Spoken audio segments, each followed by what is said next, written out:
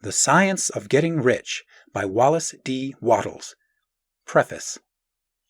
This book is pragmatical, not philosophical, a practical manual, not a treatise upon theories. It is intended for the men and women whose most pressing need is for money, who wish to get rich first and philosophize afterward. It is for those who have, so far, found neither the time, the means, nor the opportunity to go deeply into the study of metaphysics, but who want results, and who are willing to take the conclusions of science as a basis for action, without going into all the processes by which those conclusions were reached. It is expected that the reader will take the fundamental statements upon faith, just as he would take statements concerning a law of electrical action if they were promulgated by a Marconi or an Edison, and taking the statements upon faith that he will prove their truth by acting upon them without fear or hesitation. Every man or woman who does this will certainly get rich, for the science herein applied is an exact science, and failure is impossible. For the benefit, however, of those who wish to investigate philosophical theories, and so secure a logical basis for faith, I will here cite certain authorities. The monistic theory of the universe, the theory that one is all and that all is one, that one substance manifests itself as the seeming many elements of the material world, is of Hindu origin, and has been gradually winning its way into the thought of the Western world for 200 years. It is the foundation of all the Oriental philosophies, and of those of Descartes, Spinoza, Leibniz, Schopenhauer, Hegel, and Emerson. In writing this book, I have sacrificed all other considerations to plainness and simplicity of style, so that all might understand. The plan of action laid down herein was deduced from the conclusions of philosophy. It has been thoroughly tested and bears the supreme test of practical experiment. It works. If you wish to know how the conclusions were arrived at, read the writings of the authors mentioned above. And if you wish to reap the fruits of their philosophies in actual practice, read this book, and do exactly as it tells you to do. The Author. Chapter 1. The Right to be Rich. Whatever may be said in praise of poverty, the fact remains that it is not possible to live a really complete or successful life unless one is rich. No man can rise to his greatest possible height in talent or soul development unless he has plenty of money. For to unfold the soul and to develop talent, he must have many things to use, and he cannot have these things unless he has money to buy them with. Man develops in mind, soul, and body by making use of things, and society is so organized that man must have money in order to become the possessor of things. Therefore, the basis of all advancement for man must be the science of getting rich. The object of all life is development, and everything that lives has an inalienable right to all the development it is capable of attaining. Man's right to life means his right to have the free and unrestricted use of all the things which may be necessary to his fullest mental, spiritual, and physical unfoldment, or, in other words, his right to be rich. In this book, I shall not speak of riches in a figurative way. To be really rich does not mean to be satisfied or contented with a little. No man ought to be satisfied with a little if he is capable of using and enjoying more. The purpose of nature is the advancement and unfoldment of life, and every man should have all that can contribute to the power, elegance, beauty, and richness of life. To be content with less is sinful. The man who owns all he wants for the living of all the life he is capable of living is rich, and no man who has not plenty of money can have all he wants. Life has advanced so far and become so complex that even the most ordinary man or woman requires a great amount of wealth in order to live in a manner that even approaches completeness. Every person naturally wants to become all that he is capable of becoming. This desire to realize innate possibilities is inherent in human nature. We cannot help wanting to be all that we can be. Success in life is becoming what you want to be. You can become what you want to be only by making use of things, and you can have the free use of things only as you become rich enough to buy them. To understand the science of getting rich is therefore the most essential of all knowledge. There is nothing wrong in wanting to get rich.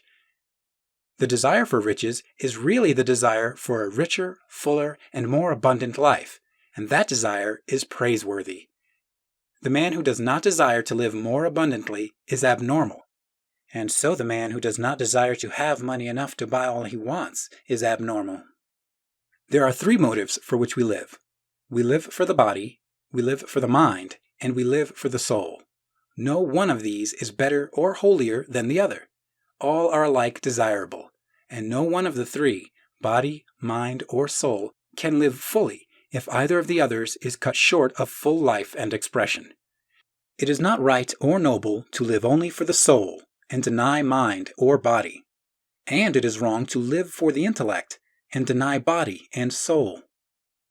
We are all acquainted with the loathsome consequence of living for the body and denying both mind and soul, and we see that real life means the complete expression of all that man can give forth through body, mind, and soul.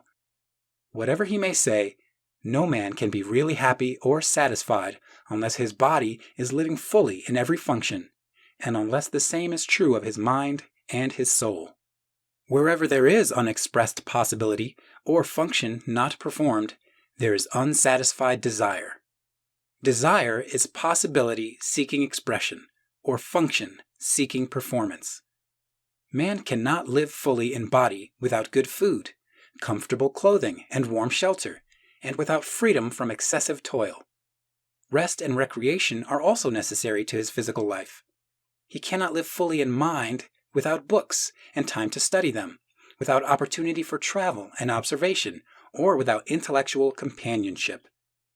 To live fully in mind, he must have intellectual recreations and must surround himself with all the objects of art and beauty he is capable of using and appreciating. To live fully in soul, man must have love, and love is denied expression by poverty. Man's highest happiness is found in the bestowal of benefits on those he loves. Love finds its most natural and spontaneous expression in giving. The man who has nothing to give cannot fill his place as a husband or a father, as a citizen or as a man. It is in the use of material things that man finds full life for his body, develops his mind, and unfolds his soul. It is therefore of supreme importance to him that he should be rich. It is perfectly right that you should desire to be rich. If you are a normal man or woman, you cannot help doing so. It is perfectly right that you should give your best attention to the science of getting rich, for it is the noblest and most necessary of all studies. If you neglect this study, you are derelict in your duty to yourself, to God, and to humanity, for you can render God and humanity no greater service than to make the most of yourself. Chapter 2. There is a science of getting rich. There is a science of getting rich, and it is an exact science. Like algebra or arithmetic, there are certain laws which govern the process of acquiring riches. Once these laws are learned and obeyed by any man, he will get rich with mathematical certainty. The ownership of money and property comes as a result of doing things in a certain way. Those who do things in this certain way, whether on purpose or accidentally, get rich, while those who do not do things in this certain way, no matter how hard they work or how able they are, remain poor. It is a natural law that like causes always produce like effects, and, therefore, any man or woman who learns to do things in this certain way will infallibly get rich. That the above statement is true is shown by the following facts. Getting rich is not a matter of environment, for if it were, all the people in certain neighborhoods would become wealthy. The people of one city would all be rich, while those of other towns would all be poor. Or the inhabitants of one state would roll in wealth, while those of an adjoining state would be in poverty. But everywhere we see rich and poor living side by side in the same environment, and often engaged in the same vocations. When two men are in the same locality and in the same business, and one gets rich while the other remains poor, it shows that getting rich is not, primarily, a matter of environment. Some environments may be more favorable than others, but when two men in the same business are in the same neighborhood and one gets rich while the other fails, it indicates that getting rich is the result of doing things in a certain way. And further, the ability to do things in this certain way is not due solely to the possession of talent, for many people who have great talent remain poor, while others who have very little talent get rich. Studying the people who have got rich, we find that they are an average lot in all respects, having no greater talents and abilities than other men.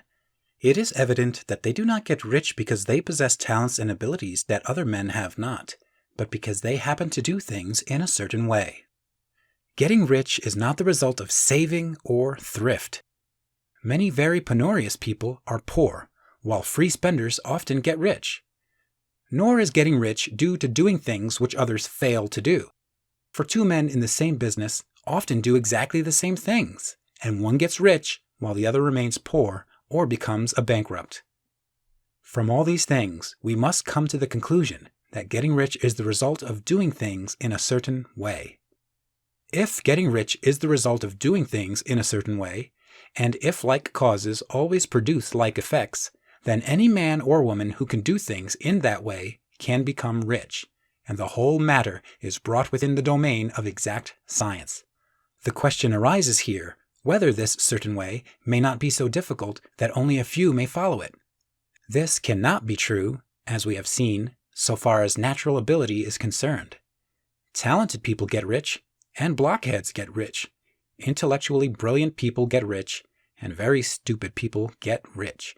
Physically strong people get rich, and weak and sickly people get rich. Some degree of ability to think and understand is, of course, essential. But insofar as natural ability is concerned, any man or woman who has sense enough to read and understand these words can certainly get rich. Also, we have seen that it is not a matter of environment. Location counts for something. One would not go to the heart of the Sahara and expect to do successful business. Getting rich involves the necessity of dealing with men and of being where there are people to deal with. And if these people are inclined to deal in the way you want to deal, so much the better.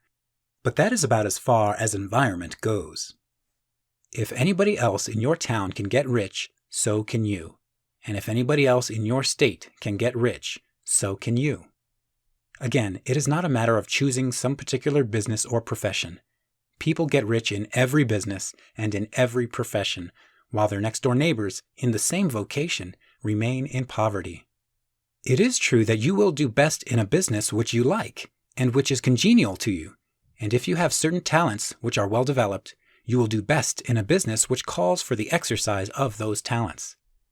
Also, you will do best in a business which is suited to your locality.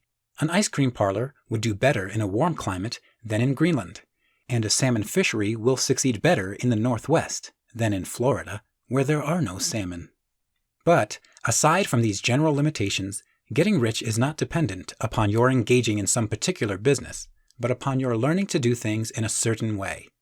If you are now in business, and anybody else in your locality is getting rich in the same business, while you are not getting rich, it is because you are not doing things in the same way that the other person is doing them. No one is prevented from getting rich by lack of capital. True, as you get capital, the increase becomes more easy and rapid, but one who has capital is already rich and does not need to consider how to become so. No matter how poor you may be, if you begin to do things in a certain way, you will begin to get rich, and you will begin to have capital. The getting of capital is a part of the process of getting rich. And it is a part of the result which invariably follows the doing of things in the certain way. You may be the poorest man on the continent and be deeply in debt. You may have neither friends, influence, nor resources. But if you begin to do things in this way, you must infallibly begin to get rich. For like causes must produce like effects. If you have no capital, you can get capital. If you are in the wrong business, you can get into the right business. If you are in the wrong location, you can go to the right location. And you can do so by beginning in your present business and in your present location to do things in the certain way which causes success. Chapter 3. Is opportunity monopolized? No man is kept poor because opportunity has been taken away from him, because other people have monopolized the wealth and have put a fence around it. You may be shut off from engaging in business in certain lines, but there are other channels open to you. Probably it would be hard for you to get control of any of the great railroad systems. That field is pretty well monopolized. But the electric railway business is still in its infancy and offers plenty of scope for enterprise. And it will be but a very few years until traffic and transportation through the air will become a great industry, and in all its branches will give employment to hundreds of thousands and perhaps to millions of people. Why not turn your attention to the development of aerial transportation instead of competing with J.J. Hill and others for a chance in the steam railway world? It is quite true that if you are a workman in the employ of the Steel Trust, you have very little chance of becoming the owner of the plant in which you work. But it is also true that if you will commence to act in a certain way, you can soon leave the employ of the Steel Trust. You can buy a farm of from 10 to 40 acres and engage in business as a producer of foodstuffs. There is great opportunity at this time for men who will live upon small tracts of land and cultivate the same intensively. Such men will certainly get rich. You may say that it is impossible for you to get the land, but I am going to prove to you that it is not impossible, and that you can certainly get a farm if you will go to work in a certain way. At different periods, the tide of opportunity sets in different directions, according to the needs of the whole, and the particular stage of social evolution which has been reached. At present, in America, it is setting toward agriculture and the allied industries and professions. Today, opportunity is open before the farmer in his line more than before the factory worker in his line. It is open before the businessman who supplies the farmer more than before the one who supplies the factory worker, and before the professional man who waits upon the farmer more than before the one who serves the working class.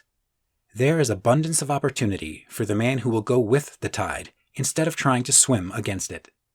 So the factory workers, either as individuals or as a class, are not deprived of opportunity.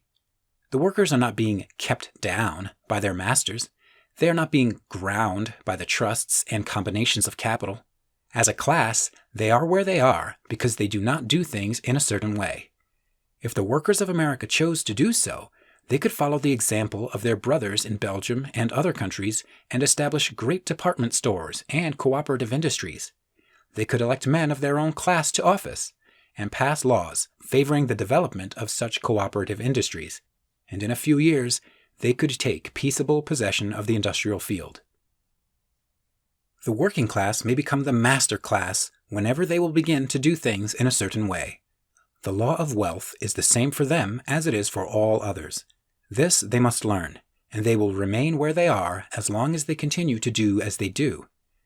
The individual worker, however, is not held down by the ignorance or the mental slothfulness of his class. He can follow the tide of opportunity to riches, and this book will tell him how. No one is kept in poverty by a shortness in the supply of riches. There is more than enough for all. A palace as large as the Capitol at Washington might be built for every family on earth from the building material in the United States alone. And under intensive cultivation, this country would produce wool, cotton, linen, and silk enough to clothe each person in the world finer than Solomon was arrayed in all his glory, together with food enough to feed them all luxuriously. The visible supply is practically inexhaustible, and the invisible supply really is inexhaustible. Everything you see on earth is made from one original substance, out of which all things proceed. New forms are constantly being made, and older ones are dissolving, but all are shapes assumed by one thing. There is no limit to the supply of formless stuff, or original substance. The universe is made out of it, but it was not all used in making the universe. The spaces in, through, and between the forms of the visible universe are permeated and filled with the original substance, with the formless stuff, with the raw material of all things. 10,000 times as much as has been made might still be made, and even then we should not have exhausted the supply of universal raw material. No man, therefore, is poor because nature is poor, or because there is not enough to go around. Nature is an inexhaustible storehouse of riches. The supply will never run short. Original substance is alive with creative energy and is constantly producing more forms. When the supply of building material is exhausted, more will be produced. When the soil is exhausted so that foodstuffs and materials for clothing will no longer grow upon it, it will be renewed or more soil will be made. When all the gold and silver has been dug from the earth, if man is still in such a stage of social development that he needs gold and silver, more will be produced from the formless. The formless stuff responds to the needs of man. It will not let him be without any good thing. This is true of man collectively. The race as a whole is always abundantly rich. And if individuals are poor, it is because they do not follow the certain way of doing things which makes the individual man rich. The formless stuff is intelligent. It is stuff which thinks. It is alive and is always impelled toward more life. It is the natural and inherent impulse of life to seek to live more. It is the nature of intelligence to enlarge itself, and of consciousness to seek to extend its boundaries and find fuller expression. The universe of forms has been made by formless living substance, throwing itself into form in order to express itself more fully. The universe is a great living presence, always moving inherently toward more life and fuller functioning. Nature is formed for the advancement of life. Its impelling motive is the increase of life. For this cause, everything which can possibly minister to life is bountifully provided. There can be no lack, unless God is to contradict himself and nullify his own works. You are not kept poor by lack in the supply of riches. It is a fact which I shall demonstrate a little farther on, that even the resources of the formless supply are at the command of the man or woman who will act and think in a certain way. Chapter 4. The first principle in the science of getting rich. Thought is the only power which can produce tangible riches from the formless substance. The stuff from which all things are made is a substance which thinks, and a thought of form in this substance produces the form. Original substance moves according to its thoughts. Every form and process you see in nature is the visible expression of a thought in original substance. As the formless stuff thinks of a form, it takes that form. As it thinks of a motion, it makes that motion. That is the way all things were created. We live in a thought world, which is part of a thought universe. The thought of a moving universe extended throughout formless substance, and the thinking stuff moving according to that thought took the form of systems of planets and maintains that form. Thinking substance takes the form of its thought and moves according to the thought. Holding the idea of a circling system of suns and worlds, it takes the form of these bodies and moves them as it thinks. Thinking the form of a slow-growing oak tree, it moves accordingly and produces the tree, though centuries may be required to do the work. In creating, the formless seems to move according to the lines of motion it has established. The thought of an oak tree does not cause the instant formation of a full-grown tree, but it does start in motion the forces which will produce the tree along established lines of growth. Every thought of form held in thinking substance causes the creation of the form, but always, or at least generally, along lines of growth and action already established. The thought of a house of a certain construction, if it were impressed upon formless substance, might not cause the instant formation of the house, but it would cause the turning of creative energies already working in trade and commerce into such channels as to result in the speedy building of the house. And if there were no existing channels through which the creative energy could work, then the house would be formed directly from primal substance, without waiting for the slow processes of the organic and inorganic world. No thought of form can be impressed upon original substance without causing the creation of the form. Man is a thinking center and can originate thought. All the forms that man fashions with his hands must first exist in his thought. He cannot shape a thing until he has thought that thing. And so far, man has confined his efforts wholly to the work of his hands. He has applied manual labor to the world of forms, seeking to change or modify those already existing. He has never thought of trying to cause the creation of new forms by impressing his thoughts upon formless substance. When man has a thought form, he takes material from the forms of nature and makes an image of the form which is in his mind. He has, so far, made little or no effort to cooperate with formless intelligence, to work with the Father. He has not dreamed that he can do what he seeth the Father doing. Man reshapes and modifies existing forms by manual labor. He has given no attention to the question whether he may not produce things from formless substance by communicating his thoughts to it. We propose to prove that he may do so, to prove that any man or woman may do so, and to show how. As our first step, we must lay down 3 fundamental propositions. First, we assert that there is one original formless stuff or substance from which all things are made. All the seemingly many elements are but different presentations of one element. All the many forms found in organic and inorganic nature are but different shapes made from the same stuff. And this stuff is thinking stuff. A thought held in it produces the form of the thought. Thought in thinking substance produces shapes. Man is a thinking center, capable of original thought. If man can communicate his thought to original thinking substance, he can cause the creation or formation of the thing he thinks about. To summarize this, there is a thinking stuff from which all things are made, and which, in its original state, permeates, penetrates, and fills the interspaces of the universe. A thought in this substance produces the thing that is imaged by the thought. Man can form things in his thought, and by impressing his thought upon formless substance, can cause the thing he thinks about to be created. It may be asked if I can prove these statements, and without going into details, I answer that I can do so, both by logic and experience. Reasoning back from the phenomena of form and thought, I come to one original thinking substance, and reasoning forward from this thinking substance, I come to man's power to cause the formation of the thing he thinks about. And by experiment, I find the reasoning true, and this is my strongest proof. If one man who reads this book gets rich by doing what it tells him to do, that is evidence in support of my claim. But if every man who does what it tells him to do gets rich, that is positive proof, until someone goes through the process and fails. The theory is true until the process fails, and this process will not fail, for every man who does exactly what this book tells him to do will get rich. I have said that men get rich by doing things in a certain way, and in order to do so, men must become able to think in a certain way.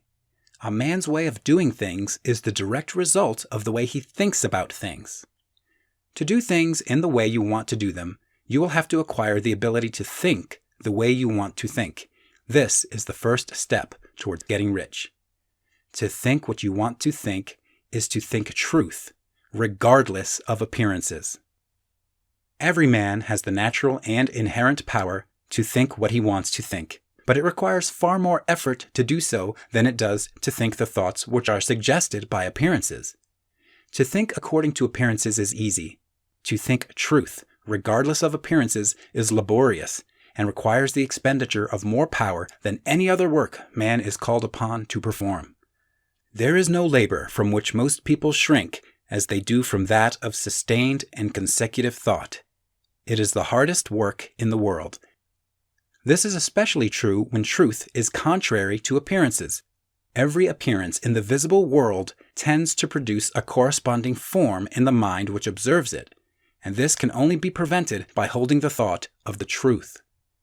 To look upon the appearance of disease will produce the form of disease in your own mind, and ultimately in your body, unless you hold the thought of the truth, which is that there is no disease. It is only an appearance, and the reality is health. To look upon the appearances of poverty will produce corresponding forms in your own mind, unless you hold to the truth that there is no poverty. There is only abundance. To think health when surrounded by the appearances of disease, or to think riches when in the midst of appearance of poverty requires power. But he who acquires this power becomes a master mind. He can conquer fate. He can have what he wants. This power can only be acquired by getting hold of the basic fact which is behind all appearances, and that fact is that there is one thinking substance, from which and by which all things are made. Then we must grasp the truth that every thought held in this substance becomes a form, and that man can so impress his thoughts upon it as to cause them to take form and become visible things. When we realize this, we lose all doubt and fear, for we know that we can create what we want to create, we can get what we want to have, and become what we want to be. As a first step toward getting rich, you must believe the 3 fundamental statements given previously in this chapter, and in order to emphasize them, I repeat them here. There is a thinking stuff from which all things are made, and which, in its original state, permeates, penetrates, and fills the interspaces of the universe. A thought in this substance produces the thing that is imaged by the thought. Man can form things in his thought, and by impressing his thought upon formless substance can cause the thing he thinks about to be created. You must lay aside all other concepts of the universe than this monistic one, and you must dwell upon this until it is fixed in your mind and has become your habitual thought. Read these creed statements over and over again. Fix every word upon your memory, and meditate upon them until you firmly believe what they say. If a doubt comes to you, cast it aside as a sin.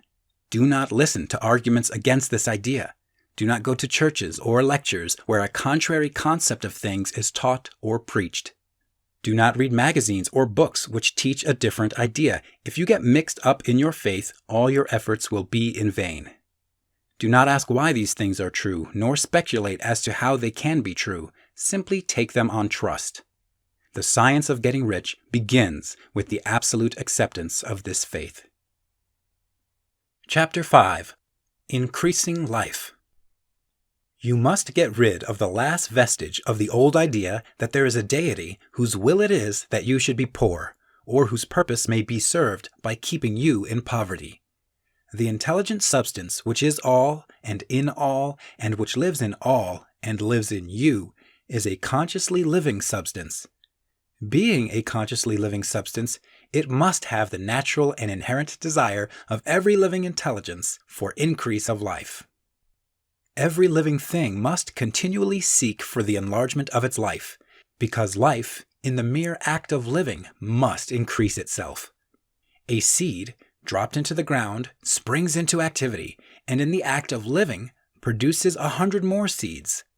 Life, by living, multiplies itself. It is forever becoming more. It must do so if it continues to be at all. Intelligence is under this same necessity for continuous increase. Every thought we think makes it necessary for us to think another thought. Consciousness is continually expanding. Every fact we learn leads us to the learning of another fact. Knowledge is continually increasing. Every talent we cultivate brings to the mind the desire to cultivate another talent. We are subject to the urge of life, seeking expression, which ever drives us on to know more, to do more, and to be more. In order to know more, do more, and be more, we must have more. We must have things to use, for we learn and do and become only by using things. We must get rich so that we can live more. The desire for riches is simply the capacity for larger life-seeking fulfillment. Every desire is the effort of an unexpressed possibility to come into action. It is power seeking to manifest, which causes desire. That which makes you want more money is the same as that which makes the plant grow. It is life seeking fuller expression. The one living substance must be subject to this inherent law of all life. It is permeated with the desire to live more. That is why it is under the necessity of creating things. The one substance desires to live more in you, hence it wants you to have all the things you can use. It is the desire of God that you should get rich. He wants you to get rich because he can express himself better through you if you have plenty of things to use in giving him expression. He can live more in you if you have unlimited command of the means of life. The universe desires you to have everything you want to have. Nature is friendly to your plans. Everything is naturally for you. Make up your mind that this is true. It is essential, however, that your purpose should harmonize with the purpose that is in all. You must want real life, not mere pleasure or sensual gratification. Life is the performance of function, and the individual really lives only when he performs every function, physical, mental, and spiritual, of which he is capable without excess in any. You do not want to get rich in order to live swinishly for the gratification of animal desires. That is not life. But the performance of every physical function is a part of life, and no one lives completely who denies the impulses of the body a normal and healthful expression. You do not want to get rich solely to enjoy mental pleasures, to get knowledge, to gratify ambition, to outshine others, to be famous. All these are a legitimate part of life, but the man who lives for the pleasures of the intellect alone will only have a partial life, and he will never be satisfied with his lot. You do not want to get rich solely for the good of others, to lose yourself for the salvation of mankind, to experience the joys of philanthropy and sacrifice. The joys of the soul are only a part of life, and they are no better or nobler than any other part. You want to get rich in order that you may eat, drink, and be merry when it is time to do these things, in order that you may surround yourself with beautiful things, see distant lands, feed your mind, and develop your intellect in order that you may love men and do kind things, and be able to play a good part in helping the world to find truth. But remember that extreme altruism is no better and no nobler than extreme selfishness. Both are mistakes. Get rid of the idea that God wants you to sacrifice yourself for others and that you can secure His favor by doing so. God requires nothing of the kind. What He wants is that you should make the most of yourself, and for others. And you can help others more by making the most of yourself than in any other way. You can make the most of yourself only by getting rich. So it is right and praiseworthy that you should give your first and best thought to the work of acquiring wealth. Remember, however, that the desire of substance is for all, and its movements must be for more life to all. It cannot be made to work for less life to any, because it is equally in all, seeking riches and life. Intelligent substance will make things for you, but it will not take things away from someone else and give them to you. You must get rid of the thought of competition. You are to create, not to compete for what is already created. You do not have to take anything away from anyone. You do not have to drive sharp bargains. You do not have to cheat or to take advantage. You do not need to let any man work for you for less than he earns. You do not have to covet the property of others or to look at it with wishful eyes. No man has anything of which you cannot have the like, and that without taking what he has away from him. You are to become a creator, not a competitor. You are going to get what you want, but in such a way that when you get it, every other man will have more than he has now. I am aware that there are men who get a vast amount of money by proceeding in direct opposition to the statements in the paragraph above, and may add a word of explanation here. Men of the plutocratic type who become very rich do so sometimes purely by their extraordinary ability on the plane of competition, and sometimes they unconsciously relate themselves to substance in its great purposes and movements for the general racial upbuilding through industrial evolution. Rockefeller, Carnegie, Morgan, et al. Have been the unconscious agents of the Supreme in the necessary work of systematizing and organizing productive industry, and in the end their work will contribute immensely toward increased life for all.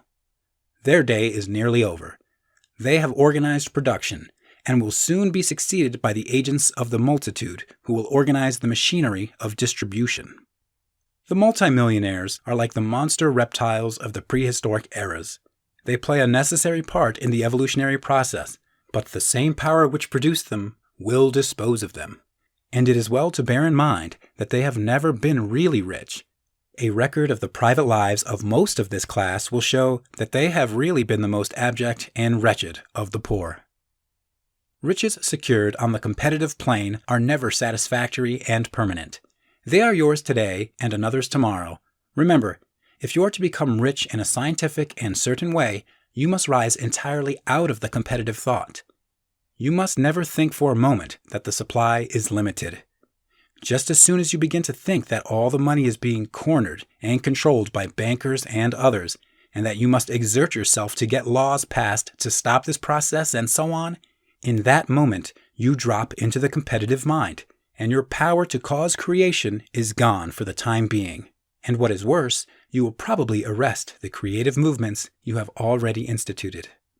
Know that there are countless millions of dollars worth of gold in the mountains of the earth, not yet brought to light. And know that if there were not, more would be created from thinking substance to supply your needs. Know that the money you need will come, even if it is necessary for 1,000 men to be led to the discovery of new gold mines tomorrow. Never look at the visible supply. Look always at the limitless riches in formless substance, and know that they are coming to you as fast as you can receive and use them.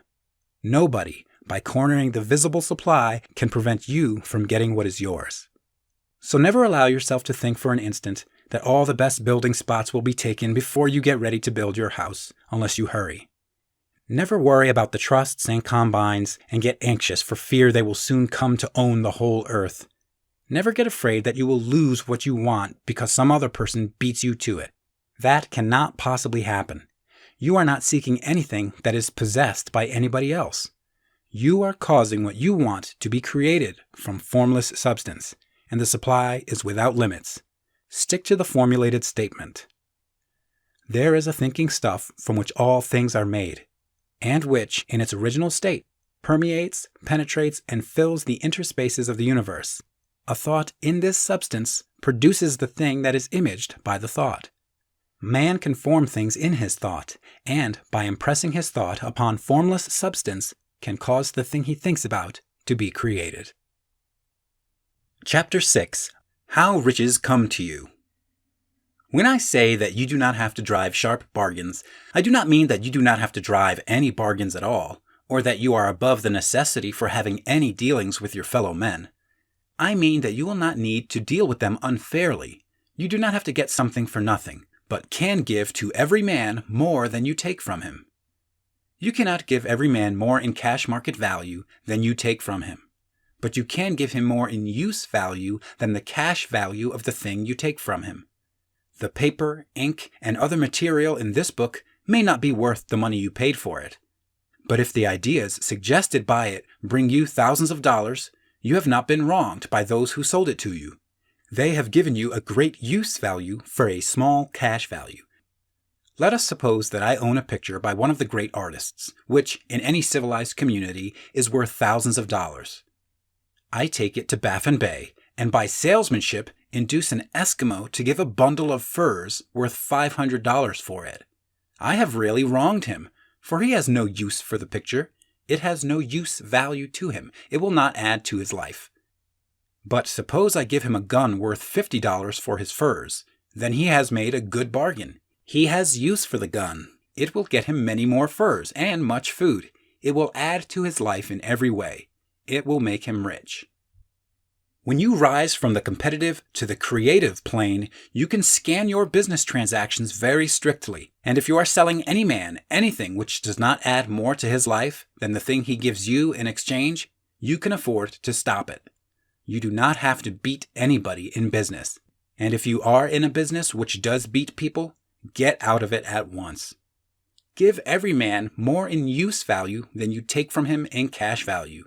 Then you are adding to the life of the world by every business transaction. If you have people working for you, you must take from them more in cash value than you pay them in wages.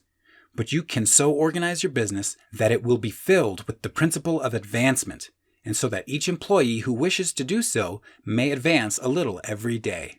You can make your business do for your employees what this book is doing for you. You can so conduct your business that it will be a sort of ladder by which every employee who will take the trouble may climb to riches himself. And given the opportunity, if he will not do so, it is not your fault. And finally, because you are to cause the creation of your riches from formless substance which permeates all your environment, it does not follow that they are to take shape from the atmosphere and come into being before your eyes. If you want a sewing machine, for instance, I do not mean to tell you that you are to impress the thought of a sewing machine on thinking substance until the machine is formed without hands, in the room where you sit, or elsewhere. But if you want a sewing machine, hold the mental image of it with the most positive certainty that it is being made, or is on its way to you. After once forming the thought, have the most absolute and unquestioning faith that the sewing machine is coming. Never think of it or speak of it in any other way than as being sure to arrive. Claim it as already yours. It will be brought to you by the power of the supreme intelligence acting upon the minds of men. If you live in Maine, it may be that a man will be brought from Texas or Japan to engage in some transaction which will result in your getting what you want. If so, the whole matter will be as much to that man's advantage as it is to yours. Do not forget for a moment that the thinking substance is through all, in all, communicating with all, and can influence all. The desire of thinking substance for fuller life and better living has caused the creation of all the sewing machines already made, and it can cause the creation of millions more, and will, whenever men set it in motion by desire and faith, and by acting in a certain way. You can certainly have a sewing machine in your house, and it is just as certain that you can have any other thing or things which you want, and which you will use for the advancement of your own life and the lives of others. You need not hesitate about asking largely. It is your Father's pleasure to give you the kingdom, said Jesus. Original substance wants to live all that is possible in you, and wants you to have all that you can or will use for the living of the most abundant life. If you fix upon your consciousness the fact that the desire you feel for the possession of riches is one with the desire of omnipotence for more complete expression, your faith becomes invincible. Once I saw a little boy sitting at a piano and vainly trying to bring harmony out of the keys, and I saw that he was grieved and provoked by his inability to play real music. I asked him the cause of his vexation, and he answered, "I can feel the music in me, but I can't make my hands go right." The music in him was the urge of original substance containing all the possibilities of all life. All that there is of music was seeking expression through the child. God, the one substance, is trying to live and do and enjoy things through humanity. He is saying, I want hands to build wonderful structures, to play divine harmonies, to paint glorious pictures. I want feet to run my errands, eyes to see my beauties, tongues to tell mighty truths and to sing marvelous songs, and so on. All that there is of possibility is seeking expression through men. God wants those who can play music to have pianos and every other instrument, and to have the means to cultivate their talents to the fullest extent. He wants those who can appreciate beauty to be able to surround themselves with beautiful things. He wants those who can discern truth to have every opportunity to travel and observe. He wants those who can appreciate dress to be beautifully clothed, and those who can appreciate good food to be luxuriously fed. He wants all these things because it is himself that enjoys and appreciates them. It is God who wants to play and sing and enjoy beauty and proclaim truth and wear fine clothes and eat good foods. It is God that worketh in you to will and to do, said Paul. The desire you feel for riches is the infinite, seeking to express himself in you as he sought to find expression in the little boy at the piano. So you need not hesitate to ask largely. Your part is to focalize and express the desires of God. This is a difficult point with most people. They retained something of the old idea that poverty and self-sacrifice are pleasing to God. They look upon poverty as a part of the plan, a necessity of nature. They have the idea that God has finished his work and made all that he can make, and that the majority of men must stay poor because there is not enough to go around. They hold to so much of this erroneous thought that they feel ashamed to ask for wealth. They try not to want more than a very modest competence, just enough to make them fairly comfortable. I recall now the case of one student who was told that he must get in mind a clear picture of the things he desired, so that the creative thought of them might be impressed on formless substance. He was a very poor man, living in a rented house and having only what he earned from day to day, and he could not grasp the fact that all wealth was his. So after thinking the matter over, he decided that he might reasonably ask for a new rug for the floor of his best room and an anthracite coal stove to heat the house during the cold weather. Following the instructions given in this book, he obtained these things in a few months, and then it dawned upon him that he had not asked enough. He went through the house in which he lived and planned all the improvements he would like to make in it. He mentally added a bay window here and a room there, until it was complete in his mind as his ideal home, and then he planned its furnishings. Holding the whole picture in his mind, he began living in a certain way and moving toward what he wanted, and he owns the house now and is rebuilding it after the form of his mental image. And now, with still larger faith, he is going on to get greater things. It has been unto him according to his faith, and it is so with you and with all of us. Chapter 7. Gratitude.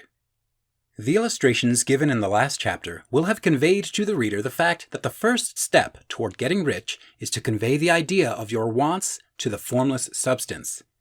This is true, and you will see that in order to do so, it becomes necessary to relate yourself to the formless intelligence in a harmonious way. To secure this harmonious relation is a matter of such primary and vital importance that I shall give some space to its discussion here, and give you instructions which, if you will follow them, will be certain to bring you into perfect unity of mind with God. The whole process of mental adjustment and atonement can be summed up in one word: gratitude. First, you believe that there is one intelligent substance from which all things proceed. Second, you believe that this substance gives you everything you desire. And third, you relate yourself to it by a feeling of deep and profound gratitude.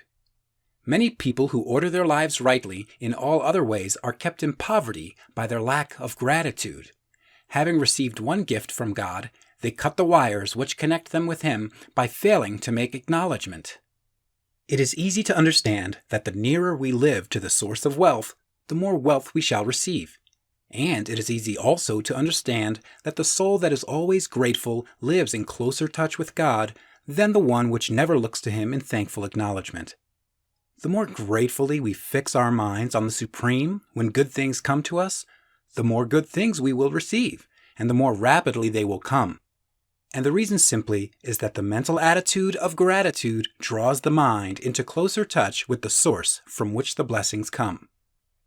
If it is a new thought to you that gratitude brings your whole mind into closer harmony with the creative energies of the universe, consider it well, and you will see that it is true. The good things you already have come to you along the line of obedience to certain laws. Gratitude will lead your mind out along the ways by which things come, and it will keep you in close harmony with creative thought and prevent you from falling into competitive thought. Gratitude alone can keep you looking toward the all and prevent you from falling into the error of thinking of the supply as limited, and to do that would be fatal to your hopes. There is a law of gratitude, and it is absolutely necessary that you should observe the law if you are to get the results you seek. The law of gratitude is the natural principle that action and reaction are always equal and in opposite directions.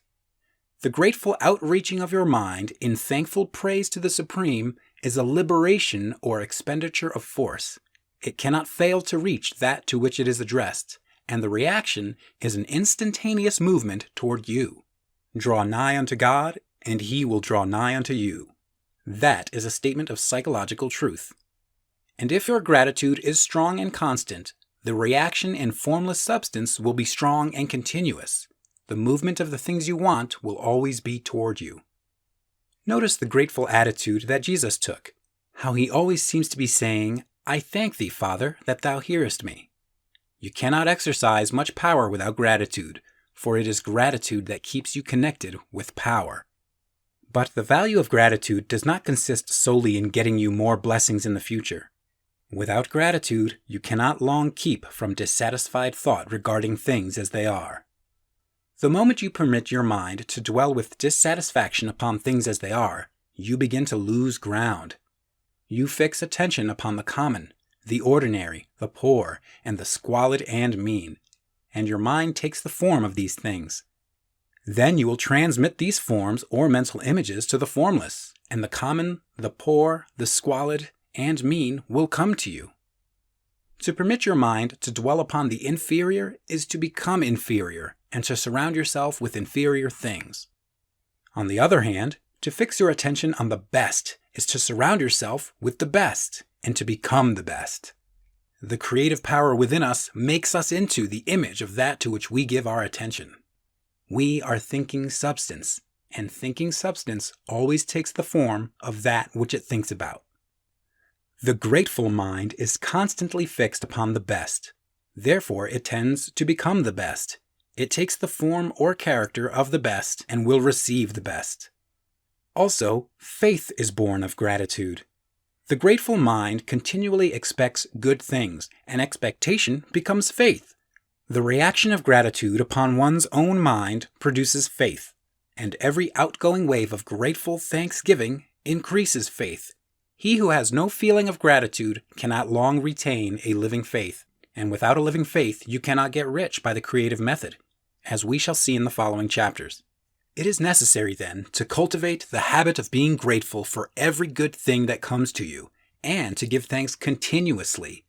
And because all things have contributed to your advancement, you should include all things in your gratitude.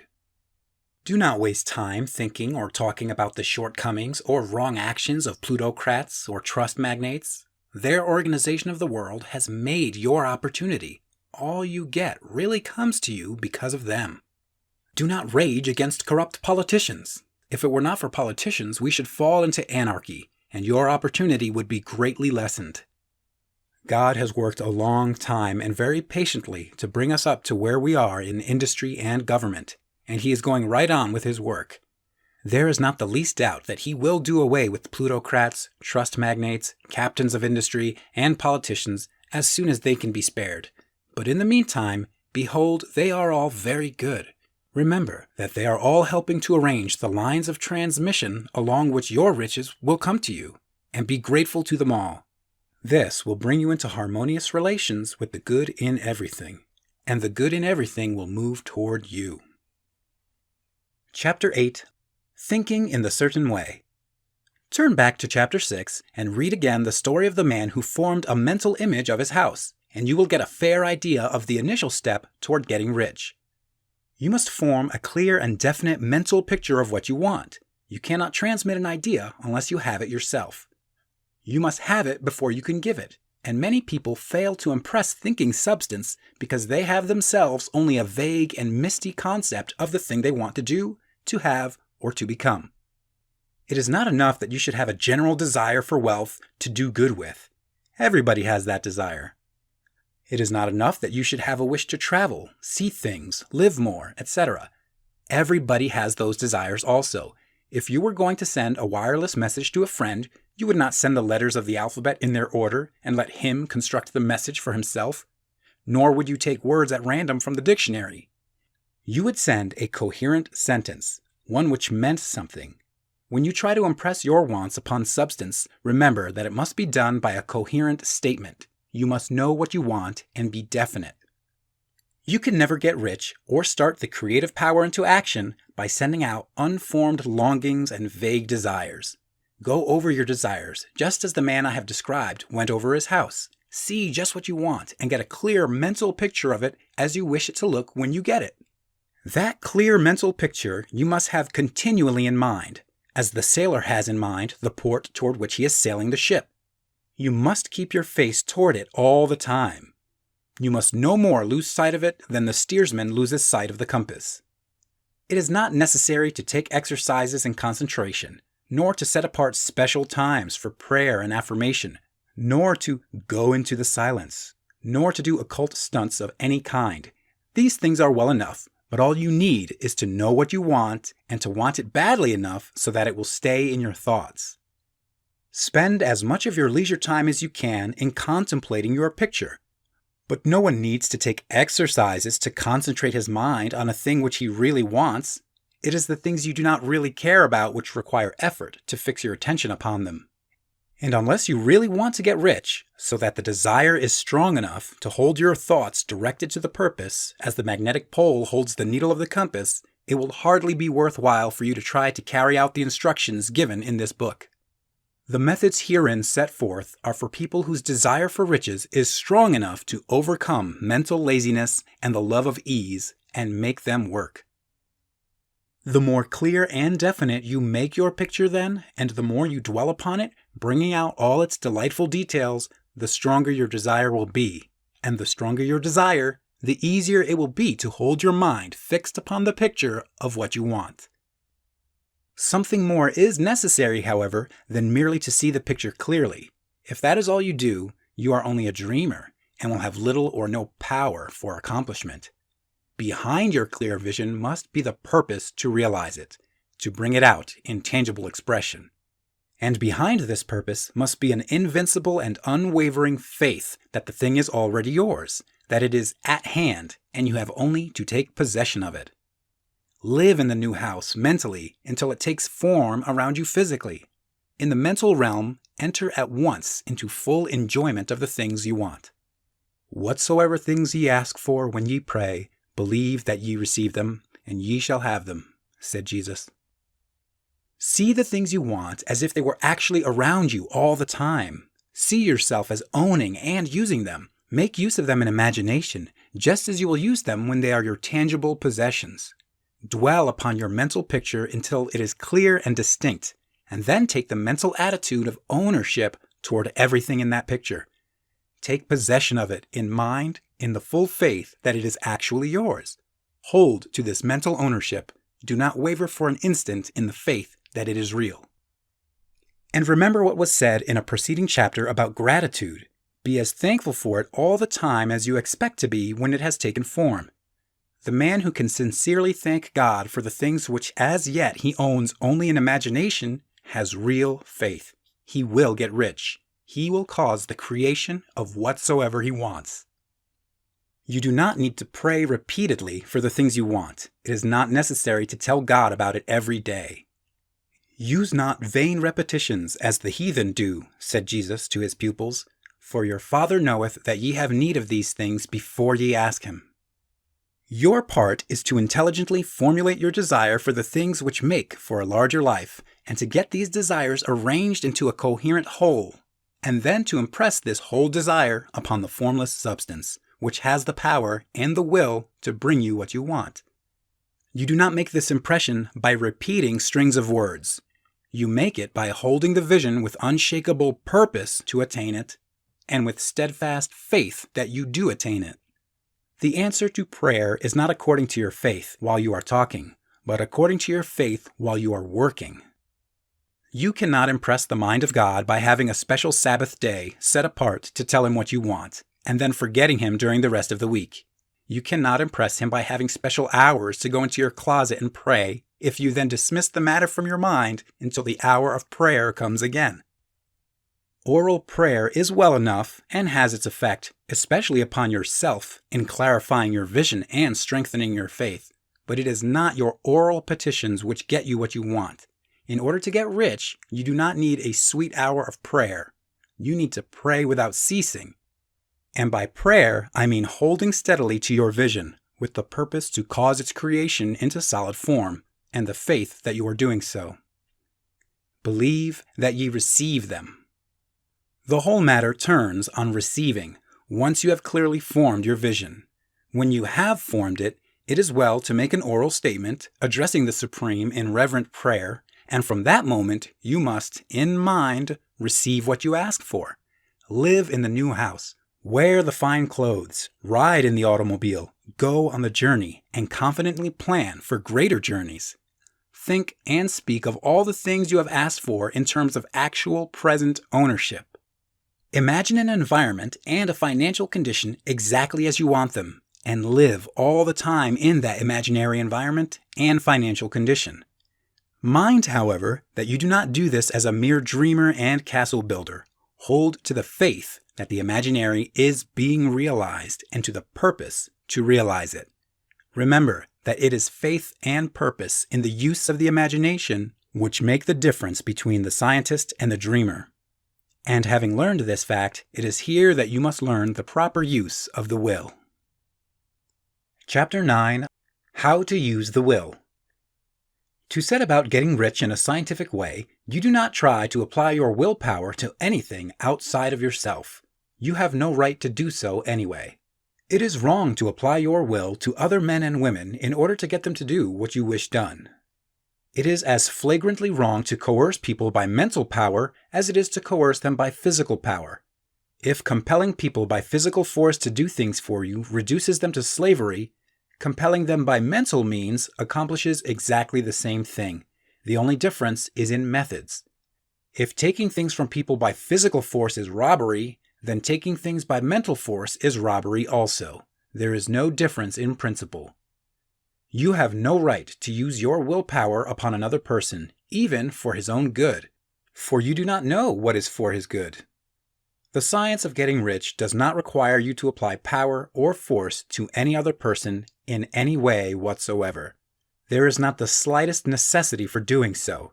Indeed, any attempt to use your will upon others will only tend to defeat your purpose.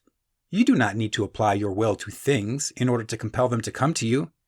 That would simply be trying to coerce God, and would be foolish and useless, as well as irreverent. You do not have to compel God to give you good things any more than you have to use your willpower to make the sun rise. You do not have to use your willpower to conquer an unfriendly deity or to make stubborn and rebellious forces do your bidding. Substance is friendly to you and is more anxious to give you what you want than you are to get it. To get rich, you need only to use your willpower upon yourself. When you know what to think and do, then you must use your will to compel yourself to think and do the right things. That is the legitimate use of the will in getting what you want. To use it in holding yourself to the right course.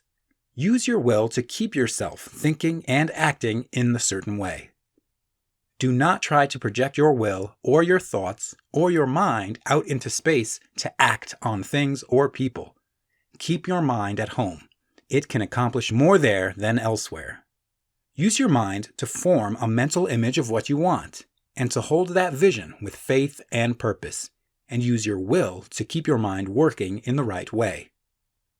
The more steady and continuous your faith and purpose, the more rapidly you will get rich, because you will make only positive impressions upon substance, and you will not neutralize or offset them by negative impressions. The picture of your desires, held with faith and purpose, is taken up by the formless, and permeates it to great distances throughout the universe for all I know. As this impression spreads, all things are set moving toward its realization. Every living thing, every inanimate thing, and the things yet uncreated are stirred toward bringing into being that which you want. All force begins to be exerted in that direction. All things begin to move toward you. The minds of people everywhere are influenced toward doing the things necessary to the fulfilling of your desires, and they work for you unconsciously.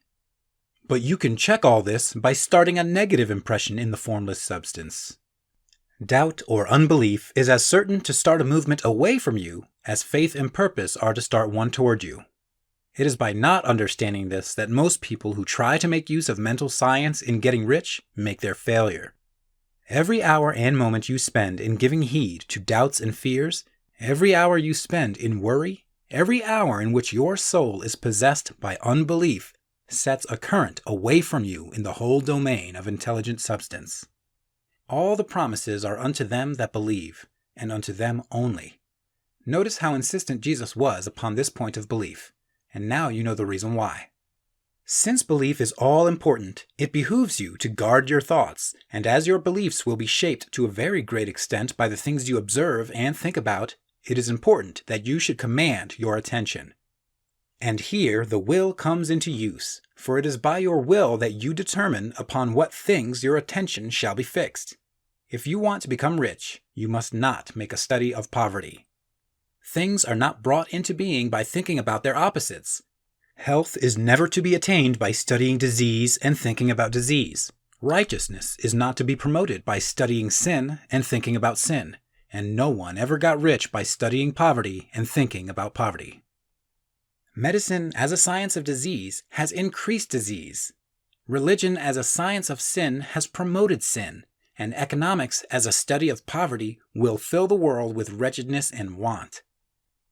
Do not talk about poverty. Do not investigate it or concern yourself with it. Never mind what its causes are. You have nothing to do with them. What concerns you is the cure. Do not spend your time in charitable work or charity movements. All charity only tends to perpetuate the wretchedness it aims to eradicate. I do not say that you should be hard-hearted or unkind and refuse to hear the cry of need. But you must not try to eradicate poverty in any of the conventional ways. Put poverty behind you, and put all that pertains to it behind you, and make good. Get rich. That is the best way you can help the poor. And you cannot hold the mental image which is to make you rich if you fill your mind with pictures of poverty. Do not read books or papers which give circumstantial accounts of the wretchedness of the tenement dwellers, of the horrors of child labor, and so on. Do not read anything which fills your mind with gloomy images of want and suffering. You cannot help the poor in the least by knowing about these things, and the widespread knowledge of them does not tend at all to do away with poverty. What tends to do away with poverty is not the getting of pictures of poverty into your mind, but getting pictures of wealth into the minds of the poor. You are not deserting the poor in their misery when you refuse to allow your mind to be filled with pictures of that misery. Poverty can be done away with not by increasing the number of well-to-do people who think about poverty, but by increasing the number of poor people who propose with faith to get rich. The poor do not need charity. They need inspiration. Charity only sends them a loaf of bread to keep them alive in their wretchedness, or gives them an entertainment to make them forget for an hour or two. But inspiration will cause them to rise out of their misery. If you want to help the poor, demonstrate to them that they can become rich. Prove it by getting rich yourself. The only way in which poverty will ever be banished from this world is by getting a large and constantly increasing number of people to practice the teachings of this book. People must be taught to become rich by creation, not by competition. Every man who becomes rich by competition throws down behind him the ladder by which he rises and keeps others down. But every man who gets rich by creation opens a way for thousands to follow him and inspires them to do so. You are not showing hardness of heart or an unfeeling disposition when you refuse to pity poverty, to see poverty, read about poverty, or think or talk about it, or to listen to those who do talk about it. Use your willpower to keep your mind off the subject of poverty and to keep it fixed with faith and purpose on the vision of what you want. Chapter 10. Further Use of the Will. You cannot retain a true and clear vision of wealth if you are constantly turning your attention to opposing pictures, whether they be external or imaginary. Do not tell of your past troubles of a financial nature, if you have had them. Do not think of them at all. Do not tell of the poverty of your parents or the hardships of your early life. To do any of these things is to mentally class yourself with the poor for the time being, and it will certainly check the movement of things in your direction. Let the dead bury their dead, as Jesus said. Put poverty and all things that pertain to poverty completely behind you. You have accepted a certain theory of the universe as being correct, and are resting all your hopes of happiness on its being correct. And what can you gain by giving heed to conflicting theories?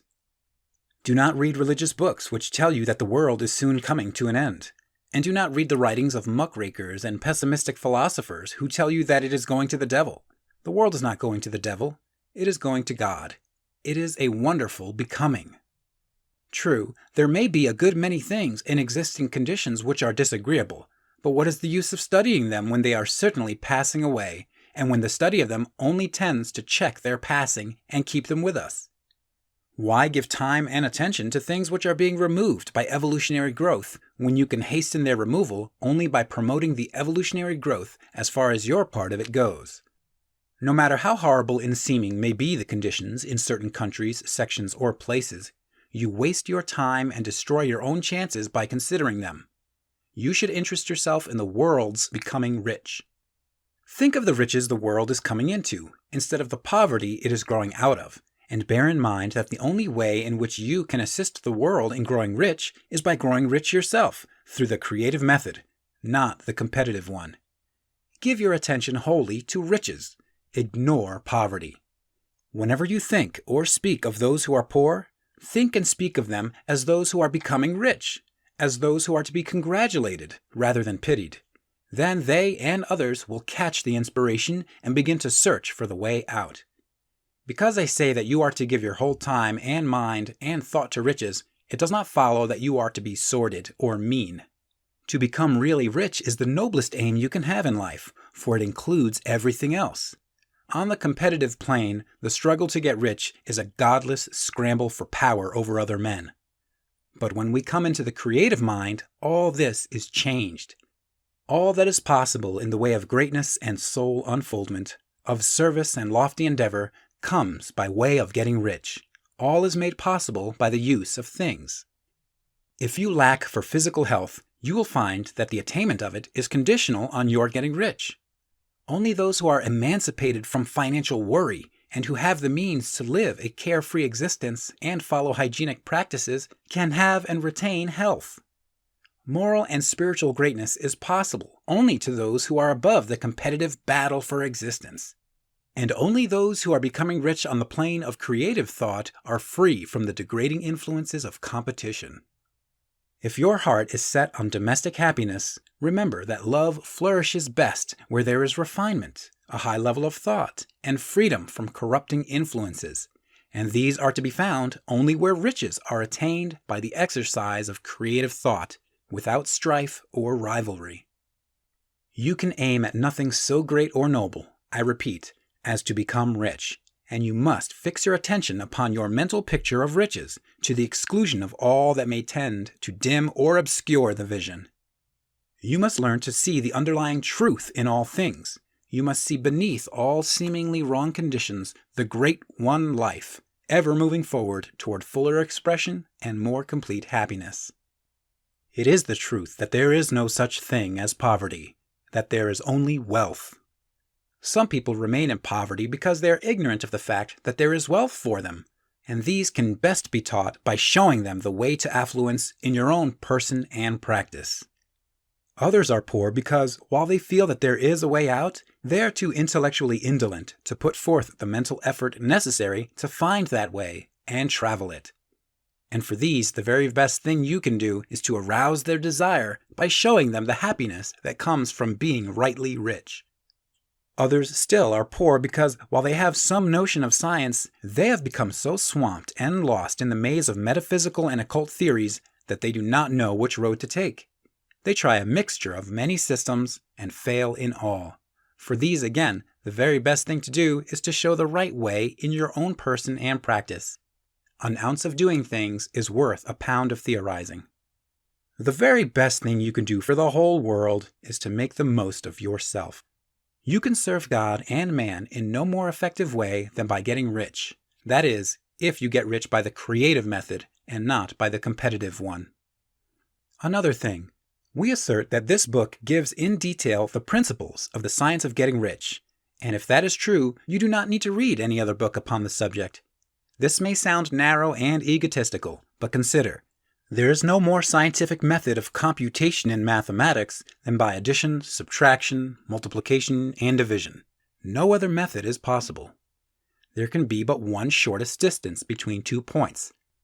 There is only one way to think scientifically, and that is to think in the way that leads by the most direct and simple route to the goal. No man has yet formulated a briefer or less complex system than the one set forth herein. It has been stripped of all non-essentials. When you commence on this, lay all others aside. Put them out of your mind altogether. Read this book every day. Keep it with you. Commit it to memory. And do not think about other systems and theories. If you do, you will begin to have doubts, and to be uncertain and wavering in your thought. And then you will begin to make failures. After you have made good and become rich, you may study other systems as much as you please, but until you are quite sure that you have gained what you want, do not read anything on this line but this book, unless it be the authors mentioned in the preface. And read only the most optimistic comments on the world's news, those in harmony with your picture. Also, postpone your investigations into the occult. Do not dabble in theosophy, spiritualism, or kindred studies. It is very likely that the dead still live and are near, but if they are, let them alone. Mind your own business. Wherever the spirits of the dead may be, they have their own work to do and their own problems to solve, and we have no right to interfere with them. We cannot help them, and it is very doubtful whether they can help us, or whether we have any right to trespass upon their time if they can. Let the dead and the hereafter alone, and solve your own problem. Get rich. If you begin to mix with the occult, you will start mental cross-currents which will surely bring your hopes to shipwreck. Now, this and the preceding chapters have brought us to the following statement of basic facts. There is a thinking stuff from which all things are made, and which, in its original state, permeates, penetrates, and fills the interspaces of the universe. A thought in this substance produces the thing that is imaged by the thought. Man can form things in his thought, and by impressing his thought upon formless substance, can cause the thing he thinks about to be created. In order to do this, man must pass from the competitive to the creative mind. He must form a clear mental picture of the things he wants, and hold this picture in his thoughts with the fixed purpose to get what he wants and the unwavering faith that he does get what he wants, closing his mind against all that may tend to shake his purpose, dim his vision, or quench his faith. And in addition to all this, we shall now see that he must live and act in a certain way. Chapter 11. Acting in the Certain Way. Thought is the creative power, or the impelling force which causes the creative power to act. Thinking in a certain way will bring riches to you, but you must not rely upon thought alone, paying no attention to personal action. That is the rock upon which many otherwise scientific metaphysical thinkers meet shipwreck. The failure to connect thought with personal action. We have not yet reached the stage of development, even supposing such a stage to be possible, in which man can create directly from formless substance without nature's processes or the work of human hands. Man must not only think, but his personal action must supplement his thought. By thought, you can cause the gold in the hearts of the mountains to be impelled toward you, but it will not mine itself, refine itself, coin itself into double eagles, and come rolling along the roads, seeking its way into your pocket. Under the impelling power of the Supreme Spirit, men's affairs will be so ordered that someone will be led to mine the gold for you. Other men's business transactions will be so directed that the gold will be brought toward you, and you must so arrange your own business affairs that you may be able to receive it when it comes to you. Your thought makes all things, animate and inanimate, work to bring you what you want, but your personal activity must be such that you can rightly receive what you want when it reaches you. You are not to take it as charity, nor to steal it. You must give every man more in use value than he gives you in cash value. The scientific use of thought consists in forming a clear and distinct mental image of what you want, in holding fast to the purpose to get what you want, and in realizing with grateful faith that you do get what you want. Do not try to project your thought in any mysterious or occult way, with the idea of having it go out and do things for you. That is wasted effort, and will weaken your power to think with sanity. The action of thought in getting rich is fully explained in the preceding chapters. Your faith and purpose positively impress your vision upon formless substance, which has the same desire for more life that you have. And this vision, received from you, sets all the creative forces at work in and through their regular channels of action, but directed toward you. It is not your part to guide or supervise the creative process. All you have to do with that is to retain your vision, stick to your purpose, and maintain your faith and gratitude. But you must act in a certain way so that you can appropriate what is yours when it comes to you, so that you can meet the things you have in your picture and put them in their proper places as they arrive. You can readily see the truth of this. When things reach you, they will be in the hands of other men, who will ask an equivalent for them. And you can only get what is yours by giving the other man what is his. Your pocketbook is not going to be transformed into a Fortunatus's purse, which shall be always full of money without effort on your part. This is the crucial point in the science of getting rich, right here, where thought and personal action must be combined. There are very many people who, consciously or unconsciously, set the creative forces in action by the strength and persistence of their desires, but who remain poor because they do not provide for the reception of the things they want when it comes.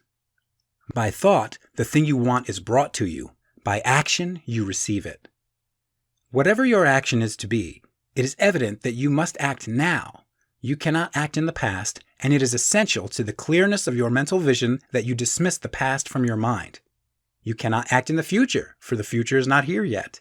And you cannot tell how you will want to act in any future contingency until that contingency has arrived. Because you are not in the right business or the right environment now, do not think that you must postpone action until you get into the right business or environment. And do not spend time in the present taking thought as to the best course of action in possible future emergencies. Have faith in your ability to meet any emergency when it arrives.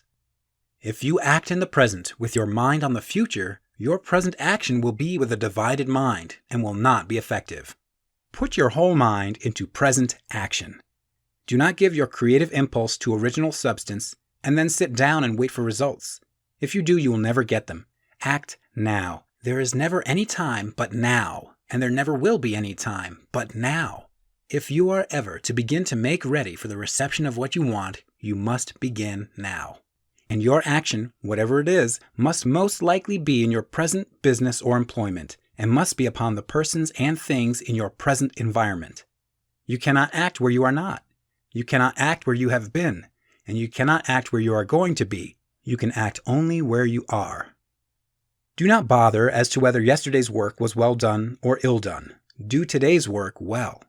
Do not try to do tomorrow's work now. There will be plenty of time to do that when you get to it. Do not try, by occult or mystical means, to act on people or things that are out of your reach. Do not wait for a change of environment before you act. Get a change of environment by action. You can so act upon the environment in which you are now as to cause yourself to be transferred to a better environment. Hold with faith and purpose the vision of yourself in the better environment, but act upon your present environment with all your heart and with all your strength and with all your mind. Do not spend any time in daydreaming or castle building. Hold to the one vision of what you want and act now. Do not cast about seeking some new things to do or some strange, unusual, or remarkable action to perform as a first step toward getting rich. It is probable that your actions, at least for some time to come, will be those you have been performing for some time past. But you are to begin now to perform these actions in the certain way, which will surely make you rich. If you are engaged in some business and feel that it is not the right one for you, do not wait until you get into the right business before you begin to act. Do not feel discouraged or sit down and lament because you are misplaced. No man was ever so misplaced but that he could find the right place, and no man ever became so involved in the wrong business but that he could get into the right business. Hold the vision of yourself in the right business with the purpose to get into it and the faith that you will get into it and are getting into it. But act in your present business. Use your present business as the means of getting a better one, and use your present environment as the means of getting into a better one. Your vision of the right business, if held with faith and purpose, will cause the Supreme to move the right business toward you, and your action, if performed in a certain way, will cause you to move toward the business. If you are an employee or wage earner and feel that you must change places in order to get what you want, do not project your thought into space and rely upon it to get you another job. It will probably fail to do so. Hold the vision of yourself in the job you want while you act with faith and purpose on the job you have, and you will certainly get the job you want. Your vision and faith will set the creative force in motion to bring it toward you, and your action will cause the forces in your own environment to move you toward the place you want. In closing this chapter, we will add another statement to our syllabus. There is a thinking stuff from which all things are made, and which, in its original state, permeates, penetrates, and fills the interspaces of the universe. A thought in this substance produces the thing that is imaged by the thought. Man can form things in his thought, and by impressing his thoughts upon formless substance, can cause the thing he thinks about to be created. In order to do this, man must pass from the competitive to the creative mind. He must form a clear mental picture of the things he wants and hold this picture in his thoughts with the fixed purpose to get what he wants and the unwavering faith that he does get what he wants, closing his mind to all that may tend to shake his purpose, dim his vision, or quench his faith. That he may receive what he wants when it comes, man must act now upon the people and things in his present environment.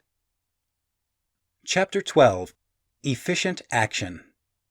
You must use your thought as directed in previous chapters and begin to do what you can do where you are, and you must do all that you can do where you are. You can advance only by being larger than your present place, and no man is larger than his present place who leaves undone any of the work pertaining to that place. The world is advanced only by those who more than fill their present places. If no man quite filled his present place, you can see that there must be a going backward in everything. Those who do not quite fill their present places are a dead weight upon society, government, commerce, and industry. They must be carried along by others at a great expense. The progress of the world is retarded only by those who do not fill the places they are holding. They belong to a former age and a lower stage or plane of life, and their tendency is toward degeneration. No society could advance if every man was smaller than his place. Social evolution is guided by the law of physical and mental evolution. In the animal world, evolution is caused by excess of life.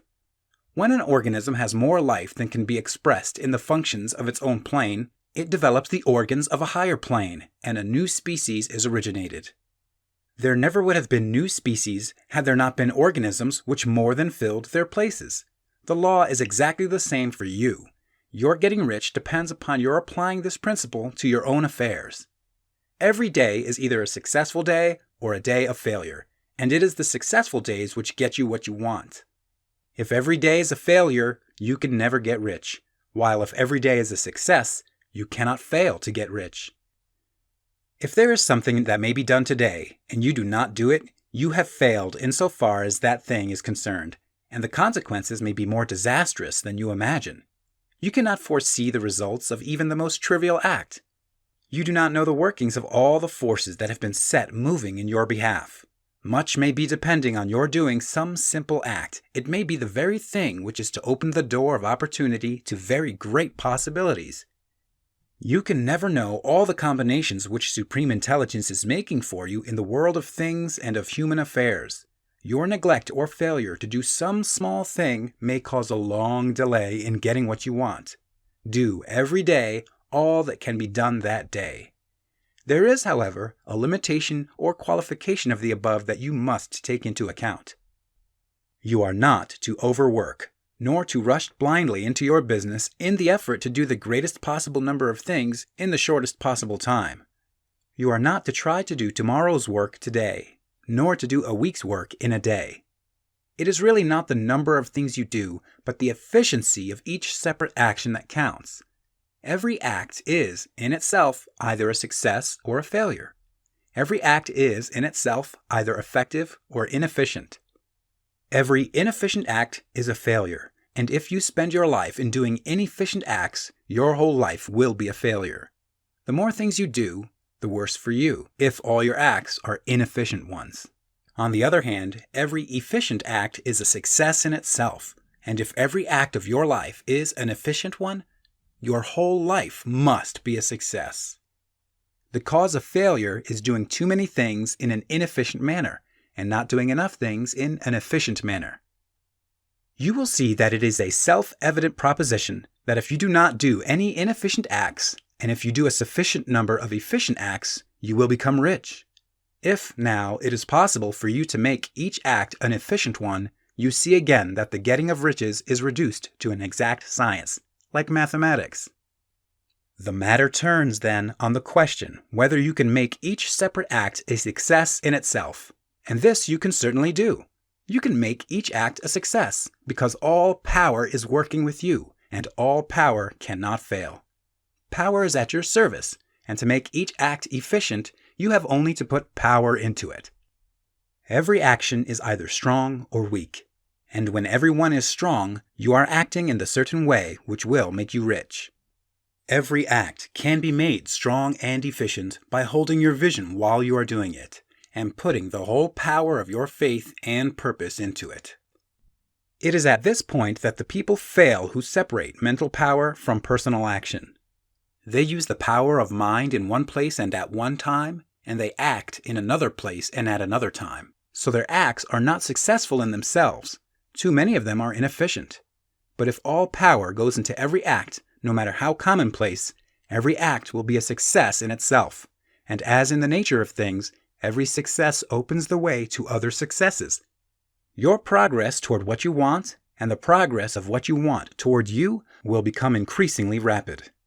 Remember that successful action is cumulative in its results. Since the desire for more life is inherent in all things, when a man begins to move toward larger life, more things attach themselves to him, and the influence of his desire is multiplied. Do every day all that you can do that day, and do each act in an efficient manner.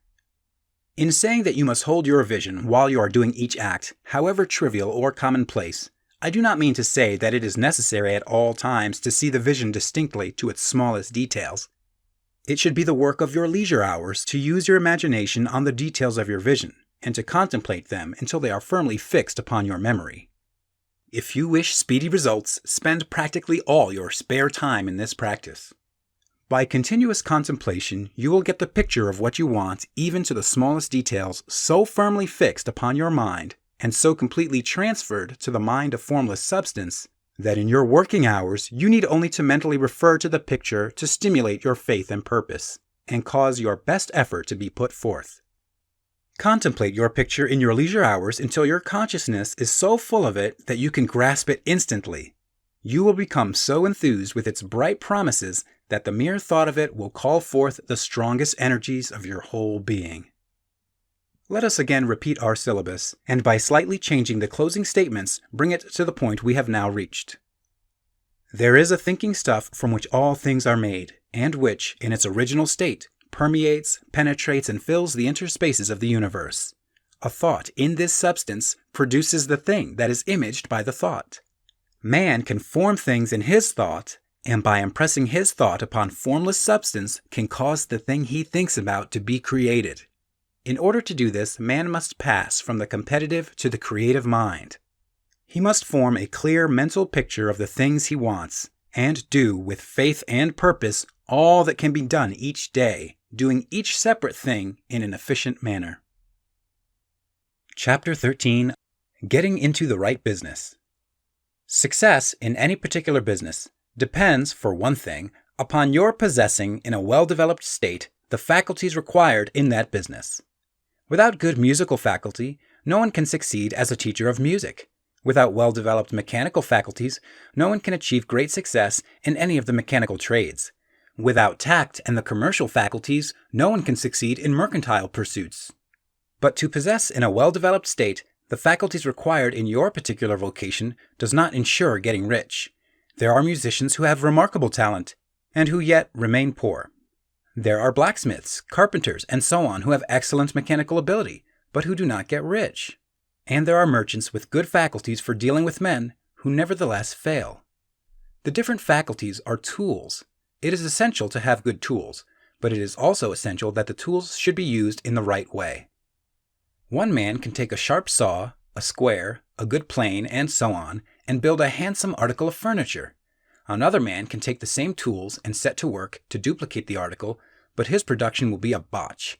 He does not know how to use good tools in a successful way. The various faculties of your mind are the tools with which you must do the work which is to make you rich. It will be easier for you to succeed if you get into a business for which you are well equipped with mental tools. Generally speaking, you will do best in that business which will use your strongest faculties, the one for which you are naturally best fitted. But there are limitations to this statement also. No man should regard his vocation as being irrevocably fixed by the tendencies with which he was born. You can get rich in any business, for if you have not the right talent for it, you can develop that talent. It merely means that you will have to make your tools as you go along, instead of confining yourself to the use of those with which you were born. It will be easier for you to succeed in a vocation for which you already have the talents in a well-developed state, but you can succeed in any vocation, for you can develop any rudimentary talent, and there is no talent of which you have not at least the rudiment. You will get rich most easily in point of effort if you do that for which you are best fitted, but you will get rich most satisfactorily if you do that which you want to do. Doing what you want to do is life, and there is no real satisfaction in living if we are compelled to be forever doing something which we do not like to do, and can never do what we want to do. And it is certain that you can do what you want to do. The desire to do it is proof that you have within you the power which can do it. Desire is a manifestation of power. The desire to play music is the power which can play music, seeking expression and development. The desire to invent mechanical devices is the mechanical talent seeking expression and development. Where there is no power, either developed or undeveloped, to do a thing, there is never any desire to do that thing. And where there is strong desire to do a thing, it is certain proof that the power to do it is strong and only requires to be developed and applied in the right way. All things else being equal, it is best to select the business for which you have the best developed talent. But if you have a strong desire to engage in any particular line of work, you should select that work as the ultimate end at which you aim. You can do what you want to do, and it is your right and privilege to follow the business or avocation which will be most congenial and pleasant. You are not obliged to do what you do not like to do, and should not do it except as a means to bring you to the doing of the thing you want to do. If there are past mistakes whose consequences have placed you in an undesirable business or environment, you may be obliged for some time to do what you do not like to do. But you can make the doing of it pleasant by knowing that it is making it possible for you to come to the doing of what you want to do. If you feel that you are not in the right vocation, do not act too hastily in trying to get into another one. The best way, generally, to change business or environment is by growth. Do not be afraid to make a sudden and radical change if the opportunity is presented, and you feel, after careful consideration, that it is the right opportunity. But never take sudden or radical action when you are in doubt as to the wisdom of doing so. There is never any hurry on the creative plane, and there is no lack of opportunity. When you get out of the competitive mind, you will understand that you never need to act hastily. No one else is going to beat you to the thing you want to do. There is enough for all. If one place is taken, another and a better one will be opened for you a little farther on. There is plenty of time. When you are in doubt, wait. Fall back on the contemplation of your vision and increase your faith and purpose. And by all means, in times of doubt and indecision, cultivate gratitude. A day or two spent in contemplating the vision of what you want and in earnest thanksgiving that you are getting it will bring your mind into such close relationship with the Supreme that you will make no mistake when you do act. There is a mind which knows all there is to know, and you can come into close unity with this mind by faith and the purpose to advance in life if you have deep gratitude. Mistakes come from acting hastily, or from acting in fear or doubt, or in forgetfulness of the right motive, which is more life to all and less to none. As you go on in the certain way, opportunities will come to you in increasing number, and you will need to be very steady in your faith and purpose, and to keep in close touch with the All-Mind by reverent gratitude. Do all that you can do in a perfect manner every day, but do it without haste, worry, or fear. Go as fast as you can, but never hurry. Remember that in the moment you begin to hurry, you cease to be a creator and become a competitor. You drop back upon the old plane again. Whenever you find yourself hurrying, call a halt. Fix your attention on the mental image of the thing you want and begin to give thanks that you are getting it. The exercise of gratitude will never fail to strengthen your faith and renew your purpose. Chapter 14. The Impression of Increase. Whether you change your vocation or not, your actions for the present must be those pertaining to the business in which you are now engaged. You can get into the business you want by making constructive use of the business you are already established in, by doing your daily work in a certain way. And insofar as your business consists in dealing with other men, whether personally or by letter, the key thought of all your efforts must be to convey to their minds the impression of increase. Increase is what all men and all women are seeking. It is the urge of the formless intelligence within them, seeking fuller expression. The desire for increase is inherent in all nature. It is the fundamental impulse of the universe. All human activities are based on the desire for increase. People are seeking more food, more clothes, better shelter, more luxury, more beauty, more knowledge, more pleasure, increase in something, more life. Every living thing is under this necessity for continuous advancement. Where increase of life ceases, dissolution and death set in at once. Man instinctively knows this, and hence he is forever seeking more. This law of perpetual increase is set forth by Jesus in the parable of the talents. Only those who gain more retain any. From him who hath not shall be taken away even that which he hath. The normal desire for increased wealth is not an evil or a reprehensible thing. It is simply the desire for more abundant life. It is aspiration. And because it is the deepest instinct of their natures, all men and women are attracted to him who can give them more of the means of life. In following the certain way, as described in the foregoing pages, you are getting continuous increase for yourself, and you are giving it to all with whom you deal. You are a creative center from which increase is given off to all. Be sure of this, and convey assurance of the fact to every man, woman, and child with whom you come in contact. No matter how small the transaction, even if it be only the selling of a stick of candy to a little child, put into it the thought of increase and make sure that the customer is impressed with the thought. Convey the impression of advancement with everything you do, so that all people shall receive the impression that you are an advancing man, and that you advance all who deal with you, even to the people whom you meet in a social way, without any thought of business, and to whom you do not try to sell anything. Give the thought of increase. You can convey this impression by holding the unshakable faith that you yourself are in the way of increase, and by letting this faith inspire, fill, and permeate every action. Do everything that you do in the firm conviction that you are an advancing personality, and that you are giving advancement to everybody. Feel that you are getting rich, and that in doing so, you are making others rich, and conferring benefits on all. Do not boast or brag of your success, or talk about it unnecessarily. True faith is never boastful. Wherever you find a boastful person, you find one who is secretly doubtful and afraid. Simply feel the faith, and let it work out in every transaction. Let every act and tone and look express the quiet assurance that you are getting rich, that you are already rich. Words will not be necessary to communicate this feeling to others.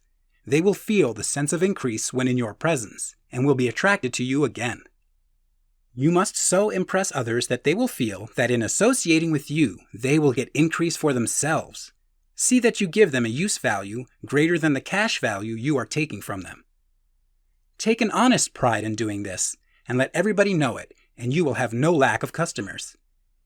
People will go where they are given increase, and the Supreme, which desires increase in all, and which knows all, will move toward you men and women who have never heard of you. Your business will increase rapidly, and you will be surprised at the unexpected benefits which will come to you. You will be able from day to day to make larger combinations, secure greater advantages, and to go on into a more congenial vocation if you desire to do so. But in doing all this, you must never lose sight of your vision of what you want, or your faith and purpose to get what you want. Let me here give you another word of caution in regard to motives. Beware of the insidious temptation to seek for power over other men. Nothing is so pleasant to the unformed or partially developed mind as the exercise of power or dominion over others. The desire to rule for selfish gratification has been the curse of the world. For countless ages, kings and lords have drenched the earth with blood in their battles to extend their dominions. This not to seek more life for all, but to get more power for themselves. Today, the main motive in the business and industrial world is the same. Men marshal their armies of dollars and lay waste the lives and hearts of millions in the same mad scramble for power over others. Commercial kings, like political kings, are inspired by the lust for power. Jesus saw in this desire for mastery the moving impulse of that evil world he sought to overthrow.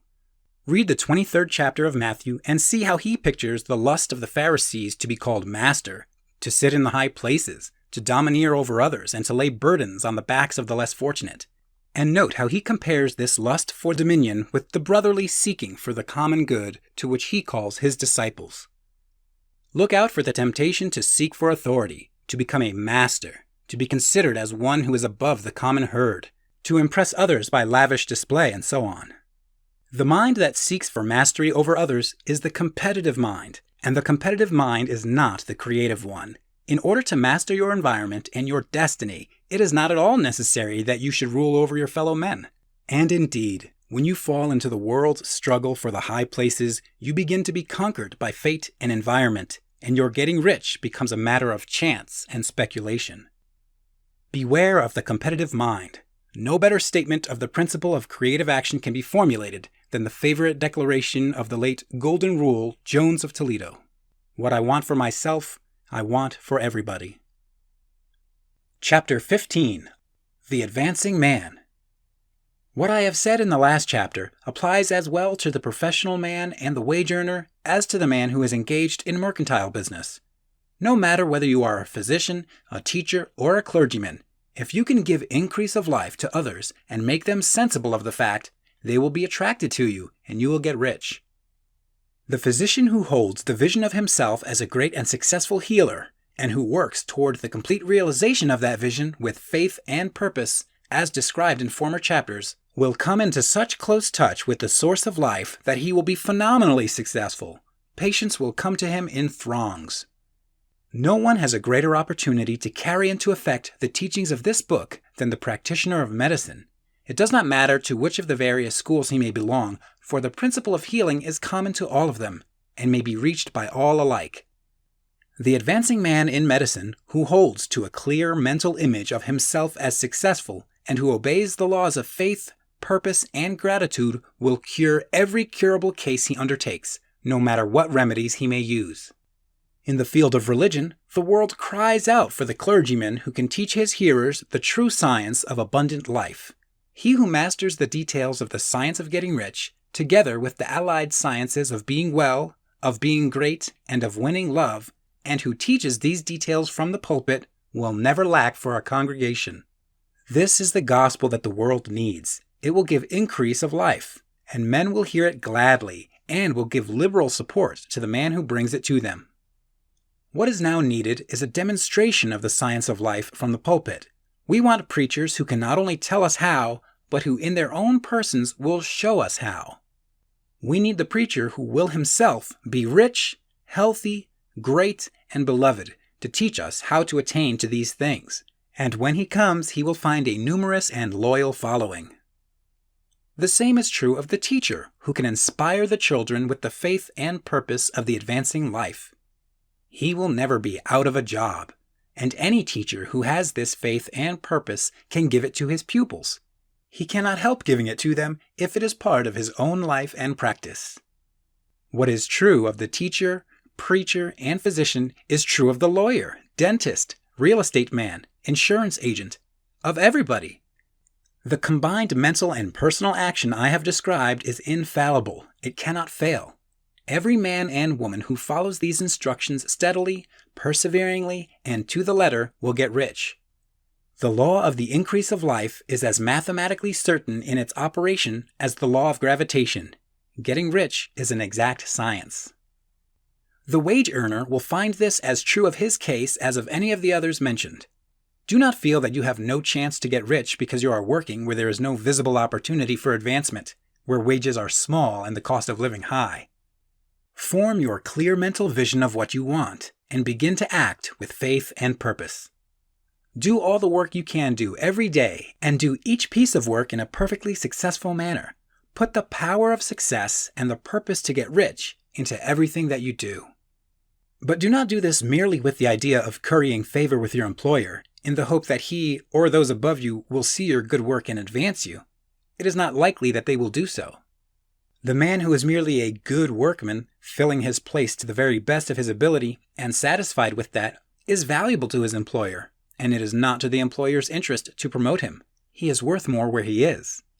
To secure advancement, something more is necessary than to be too large for your place.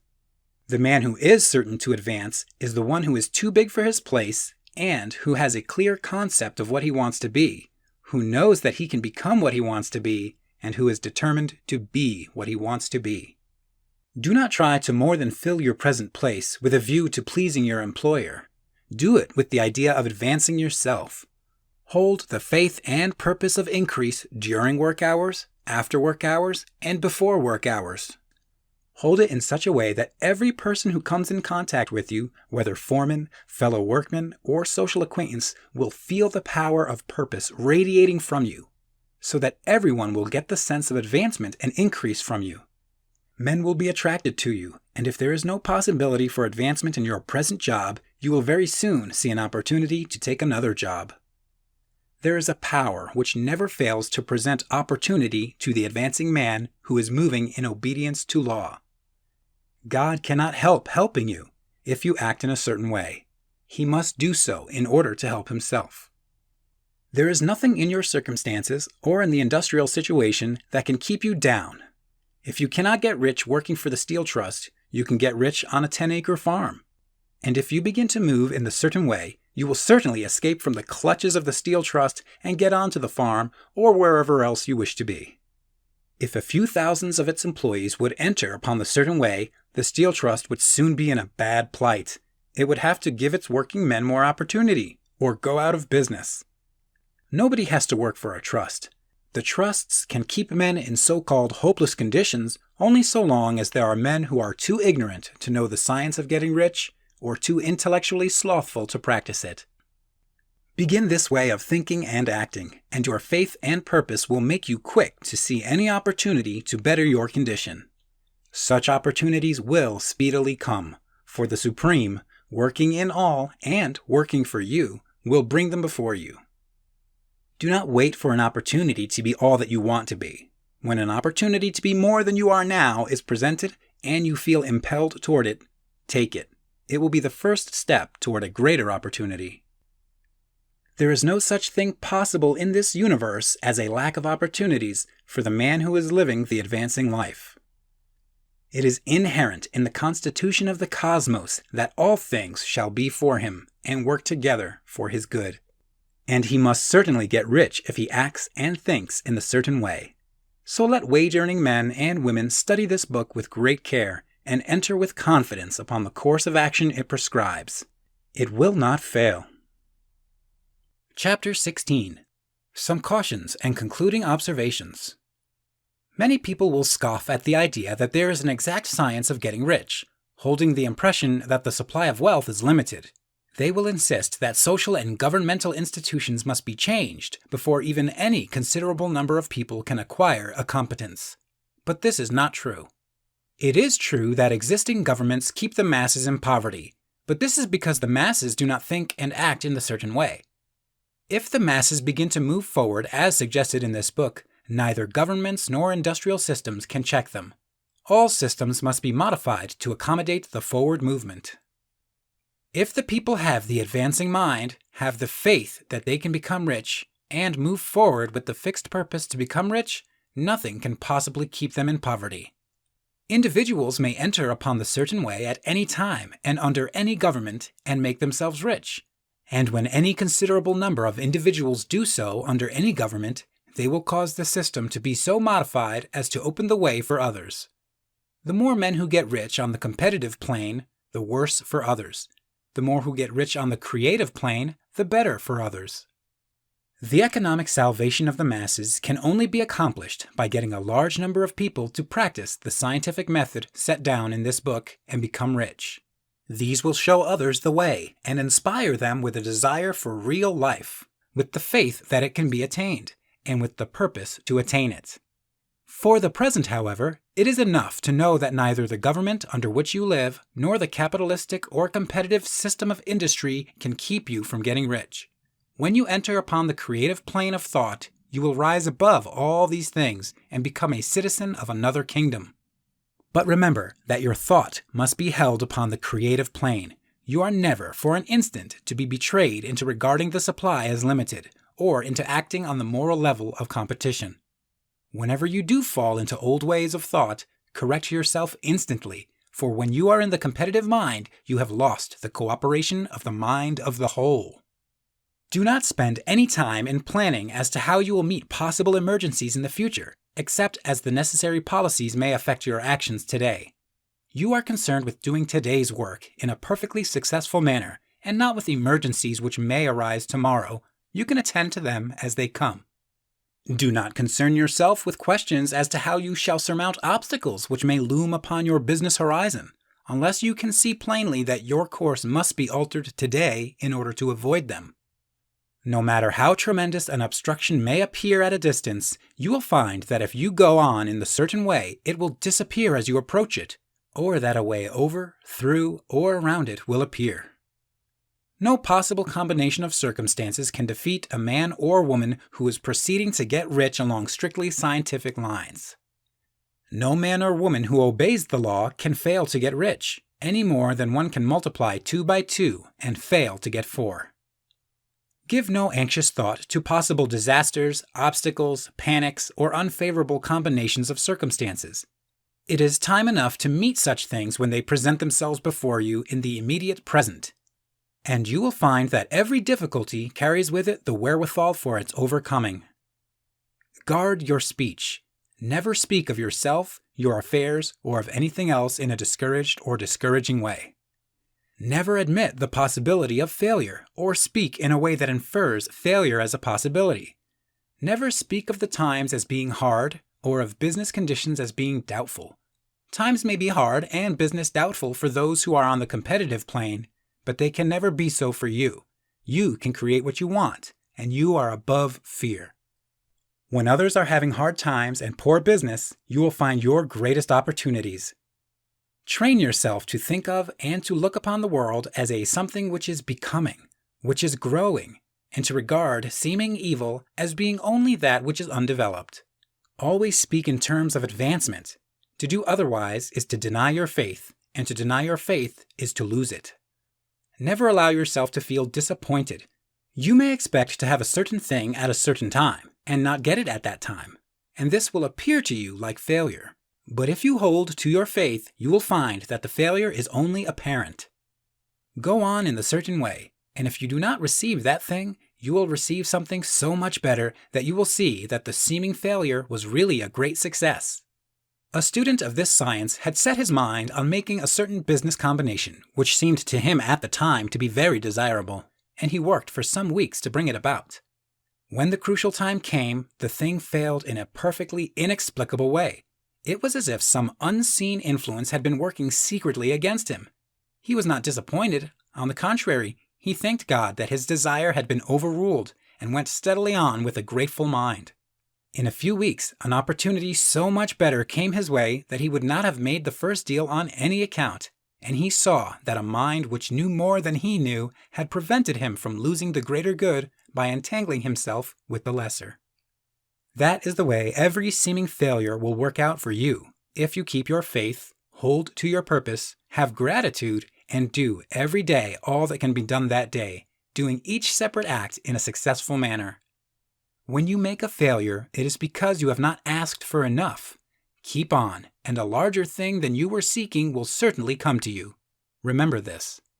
You will not fail because you lack the necessary talent to do what you wish to do.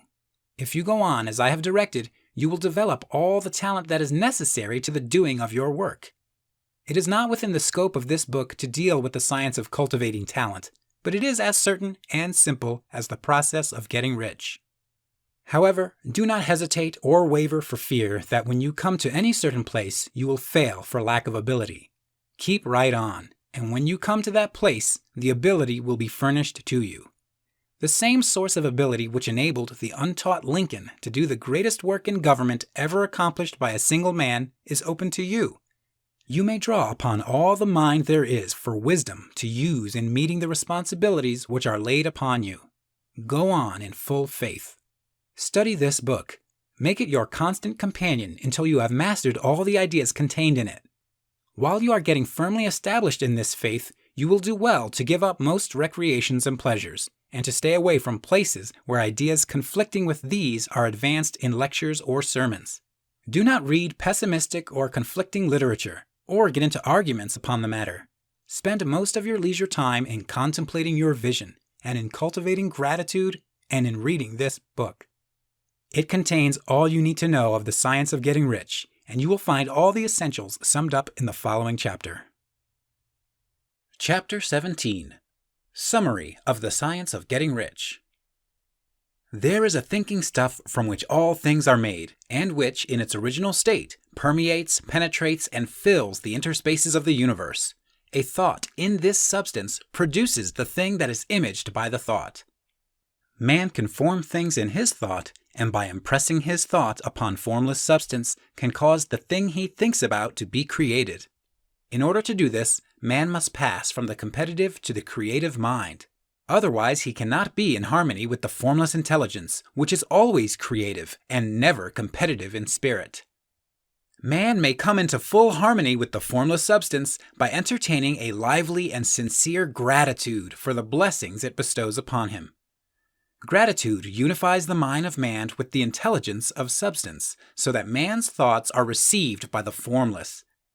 Man can remain upon the creative plane only by uniting himself with the formless intelligence through a deep and continuous feeling of gratitude. Man must form a clear and definite mental image of the things he wishes to have, to do, or to become, and he must hold this mental image in his thoughts while being deeply grateful to the Supreme that all his desires are granted to him. The man who wishes to get rich must spend his leisure hours in contemplating his vision and in earnest thanksgiving that the reality is being given to him. Too much stress cannot be laid on the importance of frequent contemplation of the mental image, coupled with unwavering faith and devout gratitude. This is the process by which the impression is given to the formless and the creative forces set in motion. The creative energy works through the established channels of natural growth and of the industrial and social order. All that is included in his mental image will surely be brought to the man who follows the instructions given above and whose faith does not waver. What he wants will come to him through the ways of established trade and commerce.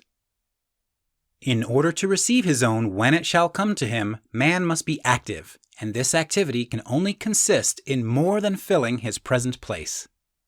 He must keep in mind the purpose to get rich through the realization of his mental image, and he must do every day all that can be done that day, taking care to do each act in a successful manner. He must give to every man a use value in excess of the cash value he receives, so that each transaction makes for more life. And he must so hold the advancing thought that the impression of increase will be communicated to all with whom he comes in contact. The men and women who practice the foregoing instructions will certainly get rich, and the riches they receive will be in exact proportion to the definiteness of their vision, the fixity of their purpose, the steadiness of their faith, and the depth of their gratitude. End of The Science of Getting Rich by Wallace D. Wattles.